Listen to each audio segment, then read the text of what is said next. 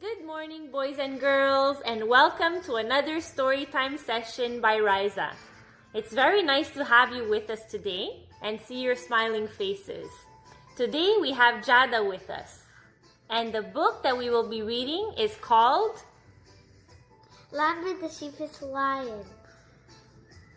We hope you enjoy it.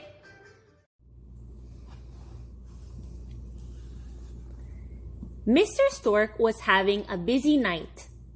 He had to deliver bundles of babies to all kinds of places. As he flew over the trees, Mr. Stork was glad he had just one bundle left.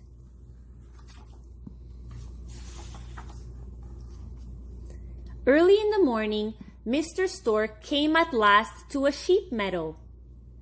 The sheep were still asleep.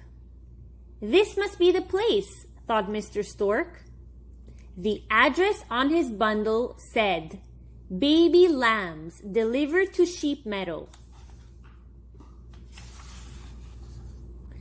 Mr. Stork flipped his wings up and swooped down. He made a perfect landing. 6 mother sheep were waiting in a row.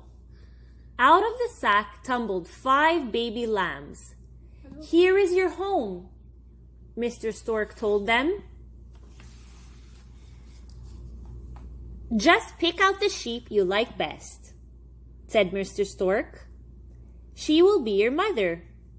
Soon each little lamb had found a warm, woolly mother. But there was one mother sheep who had no little lamb. A tear fell from her eye. "Oh dear," said Mr. Stork. "I thought I had enough lambs to go around." He picked up the sack and shook it. Out tumbled one more baby. "You don't look like a lamb," said the stork. He took out his spectacles and checked his order book. "Why, you must be Lambert, the lion cub," he said. But by then, Lambert had found the lonely mothered sheep.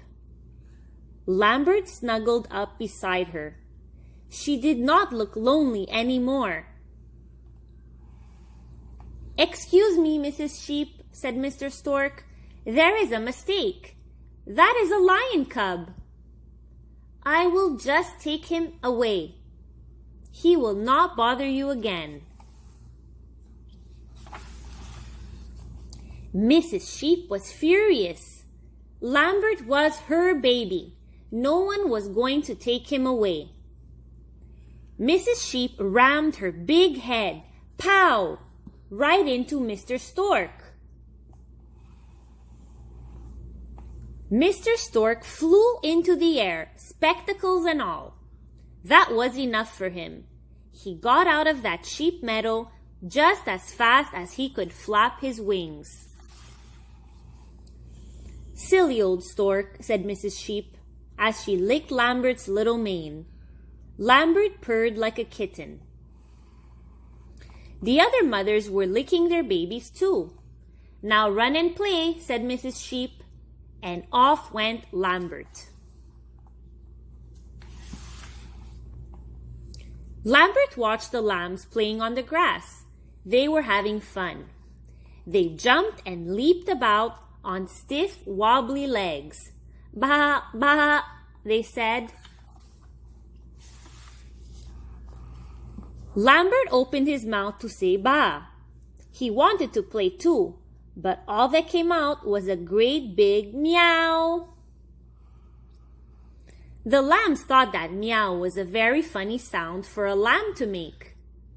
They laughed and laughed at Lambert. "How silly he looks," said one lamb. "His feet are too big." "His tail is too long," said another. Poor Lambert. He felt very sad.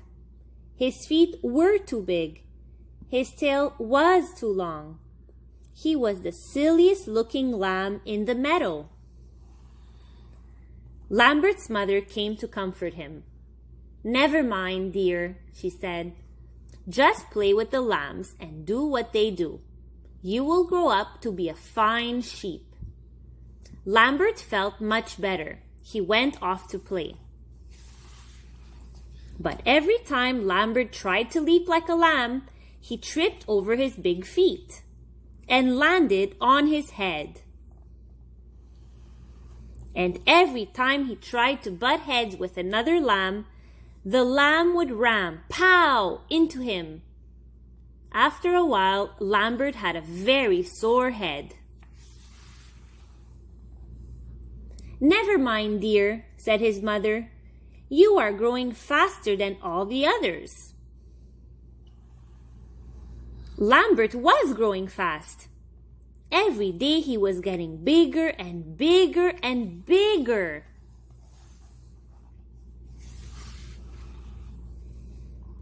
But as Lambert grew bigger, he grew more and more sheepish. He never acted angry when the young sheep laughed at him. Lambert just grinned his sheepish grin and pretended not to care.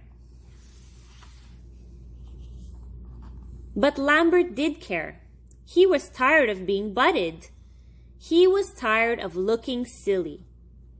Most of all, he was tired of being different. One night, while all the sheep were sleeping, Lambert woke up. He pricked up his ears.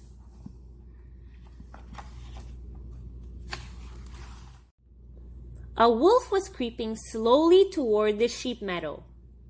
It was growling a mean, hungry growl. The wolf was coming to get the sheep. Lambert was terrified. Lambert hid behind his mother. He did not feel brave enough to fight that wolf.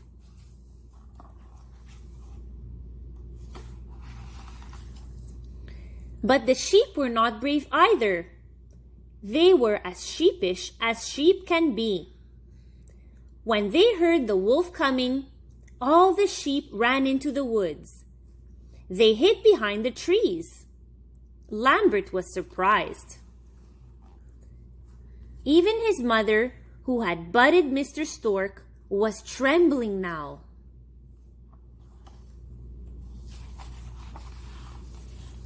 Suddenly, something went snap inside Lambert's head. He forgot how sheepish he had become. He forgot that he was afraid.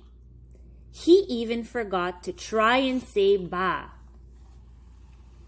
He opened his mouth and roared. Then he dashed after the wolf.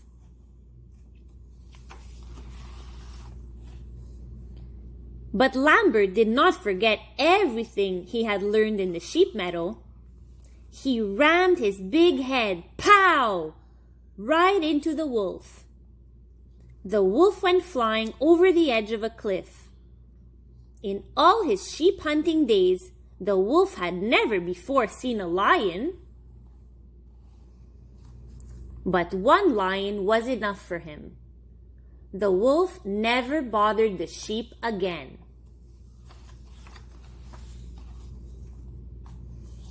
All the sheep gathered around Lambert. They were not laughing at him now. Lambert was a great hero. "My Lambert is a mighty lion," said Mrs. Sheep.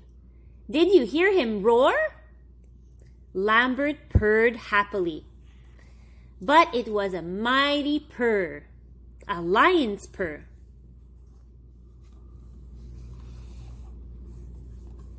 Thank you so much for listening. We'll see you next time.